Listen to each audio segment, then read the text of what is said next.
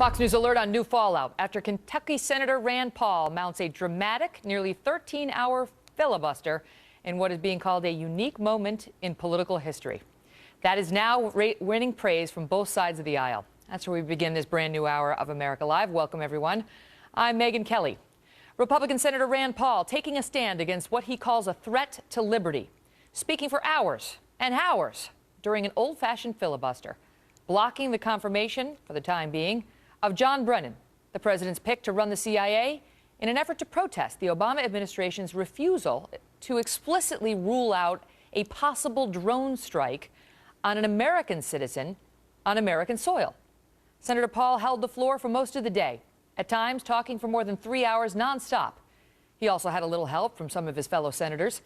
In a rare political moment not seen in years, well, watch what happened. I rise today to begin to filibuster John Brennan's nomination for the CIA.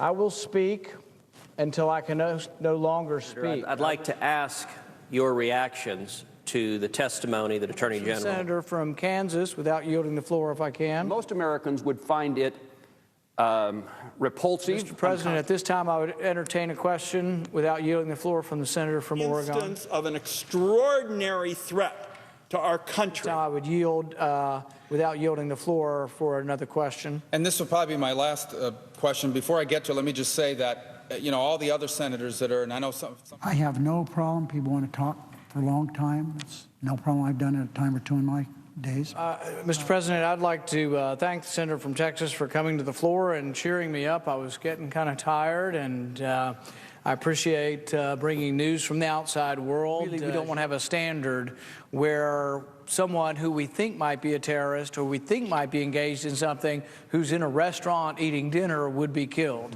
And I think that's something every member of this body should care about. It's not a Republican question, not a conservative question. I've told them that I will remove myself from the blockage of John Brennan's nomination as soon as we get some clarification from the White House.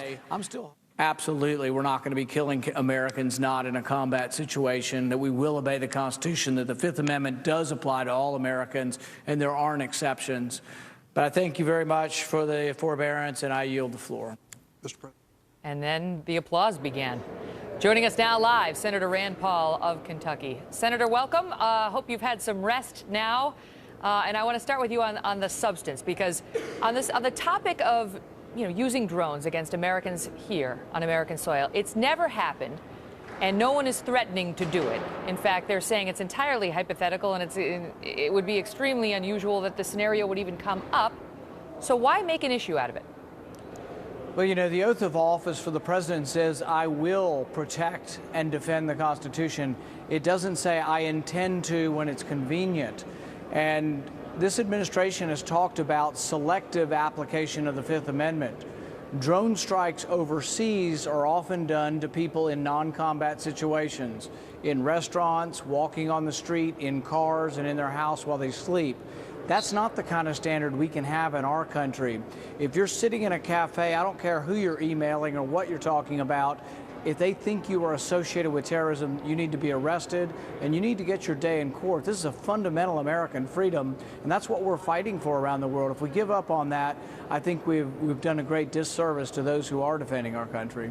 But there's a distinction between killing terrorists affiliated with al-Qaeda who want to kill us overseas with drones and killing Americans. And the only American we've intentionally killed with a drone overseas is Anwar al-Awlaki. And there was quite a bit of evidence about his willingness and operational planning to kill Americans. And in that instance, the president had announced that, and people had filed lawsuits about it and so on. And so it wasn't some secret plan to kill an American here on American soil using a drone. It's a different situation, you're right, and it's different overseas than it will be here.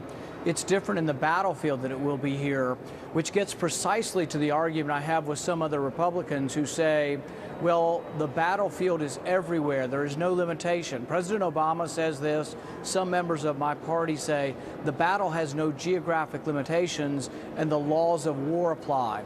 It's important to know that the law of war that they're talking about means no due process. And I agree with that in a battle. When someone's shooting at you, you don't ask for, they don't get Miranda rights or warrants or a trial. You shoot them. When anybody's actively attacking you, you're allowed to repulse that with lethal authority. However, if they're not engaged in combat and if they're in the United States, I don't think that the law of wars apply to the United States. The police act differently in the United States than the military acts overseas. There's different rules of engagement. I don't want to give up on the procedural constitutional protection that we have through all of the amendments, particularly the Fifth and Sixth Amendment. Jury trial is an important thing. Arrest and being charged, determining your guilt. These are really important things. We can't leave that determination up to one politician to decide guilt or innocence. As you know, there is a history, sadly, in this country of our having to make decisions like this. And when you first wrote to the Attorney General expressing your concern about whether we might use a drone here on American soil, he wrote back saying, look, hypothetically, in some imaginary circumstance, something might be possible, he said, if necessary to protect the homeland in circumstances of a catastrophic attack, for example, Pearl Harbor or what happened on 9/11. On 9/11, that fourth plane that those brave passengers brought down in Shanksville, Pennsylvania, Vice President Cheney, with the okay from President Bush, had authorized that plane to be shot down. And that would have killed a whole lot of American civilians to save thousands of lives. I mean, why would you tell this president that he doesn't have that authority if something else would happen?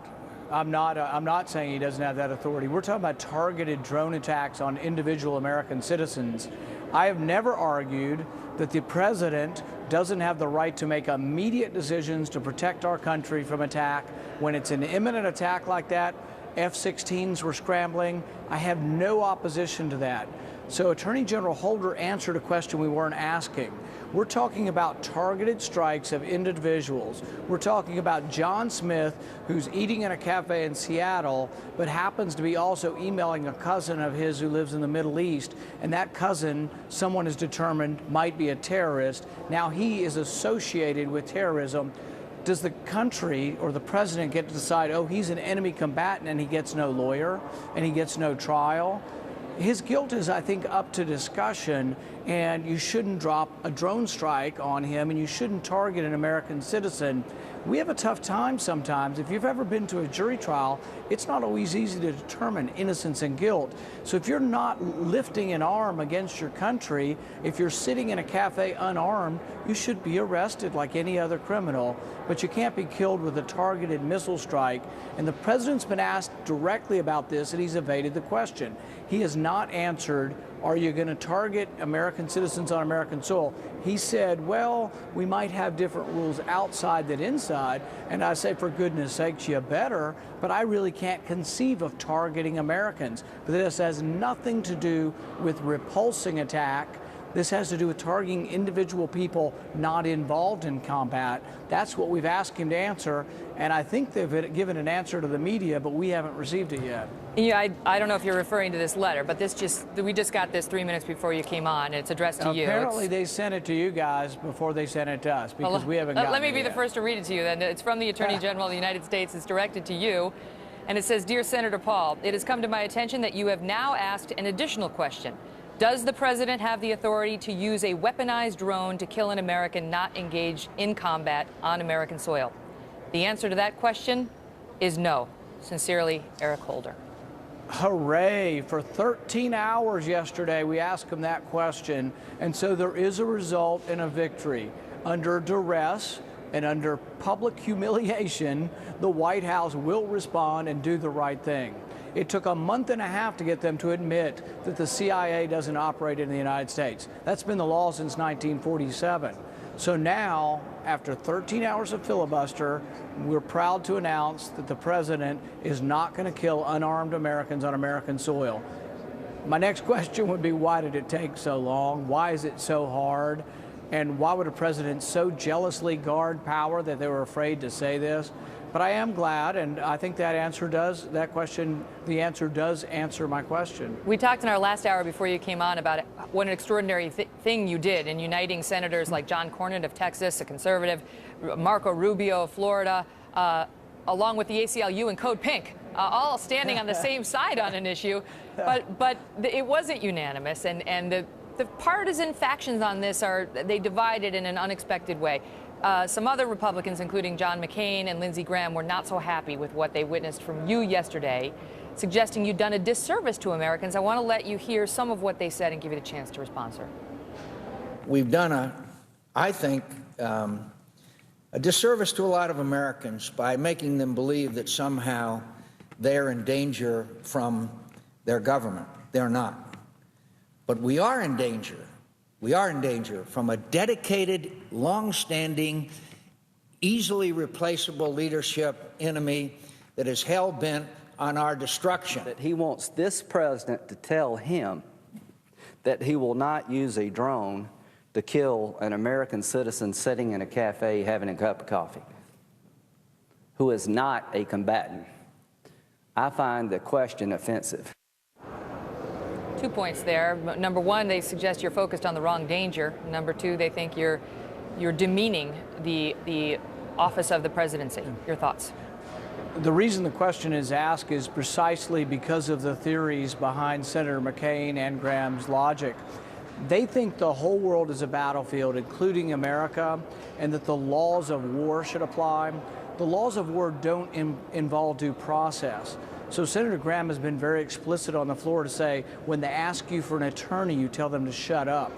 That's not sort of my understanding of the way America works. It's not the way I understand when an American would be accused of a crime, that they would tell them, if you want a lawyer, to shut up. So I don't think the laws of war apply to America. I think the Bill of Rights do, and I think it's a disservice to our soldiers that we have senators up there arguing that the Bill of Rights aren't important. This was a very serious question. It was a question that took me a month and a half to get an answer to. And so I would argue, and I think that a lot of the public would agree with me, both on the right and the left, that what we asked was a very serious question. Yeah. And it's a question that I think we finally got an answer to. So the president apparently thought it was a serious enough question to answer. Sorry, Max, apologies. We're wrapping up, but I want to ask you quickly. I know you got tired, stood for 12 hours, couldn't take bathroom breaks. Anything you'd do differently if you had to do it again? I would have eaten a bigger breakfast. I really hadn't planned on doing it until we walked in that moment, and you never know whether the floor will be open. Usually the floor is sort of held captive by the majority party, and they won't let you get up there and talk. They'll let you talk for specified times. So I was fortunate that the floor was open and that I had an issue I cared passionately about. And I think it's a good idea for the country to have a real debate sometimes about, does the Bill of Rights apply? Some of the questions aren't easy. This is about terrorism, too. So does the Bill of Rights apply, and when does it apply is a really significant question. Well, it's a good thing you had that candy desk, little-known candy desk in the U.S. Senate and the Milky Way candy bar. Senator, thank you so much for being here. Mr. Rand went to Washington, everyone. Mr. Paul.